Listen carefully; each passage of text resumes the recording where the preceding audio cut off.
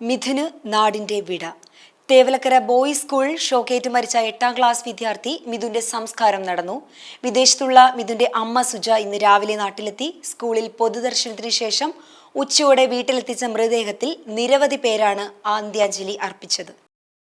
Nipah രോഗബാധ എന്ന സംശയത്തിന്റെ അടിസ്ഥാനത്തിൽ പെരിന്തൽമണ്ണ സ്വദേശിയായ 15 വയസ്സുകാരി തൃശൂർ മെഡിക്കൽ കോളേജിൽ ചികിത്സയിൽ. നിമിഷപ്രിയയുടെ മോചനത്തിനായുള്ള ശ്രമം തുടരുമ്പോൾ യമനികളെ പ്രകോപിപ്പിക്കരുതെന്ന് സമസ്ത കാന്തപുരം വിഭാഗം. സ്കൂളിൽ സമയമാറ്റത്തിൽ പ്രക്ഷോഭം വേണ്ടെന്നും വിഷയം ചർച്ചകളിലൂടെ പരിഹരിക്കണമെന്നും കാന്തപുരം. വേടന്റെ പാട്ടിന് വിലക്കില്ലെന്ന് മന്ത്രി ആർ ബിന്ദു. വേടന്റെ പാട്ടിൽ അന്തിമ തീരുമാനമായിട്ടില്ല.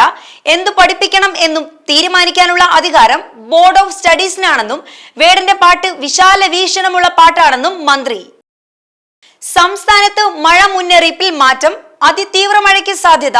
വിവിധ ജില്ലകളിൽ അതിതീവ്ര മഴ തുടരുമെന്ന് കേന്ദ്ര കാലാവസ്ഥാ വകുപ്പ്. കർണാടക തീരങ്ങളിൽ ഇന്നു മുതൽ അടുത്ത 3 ദിവസത്തിൽ മത്സ്യബന്ധനത്തിന് പോകാൻ പാടില്ലെന്ന് കേന്ദ്ര കാലാവസ്ഥാ വകുപ്പ്.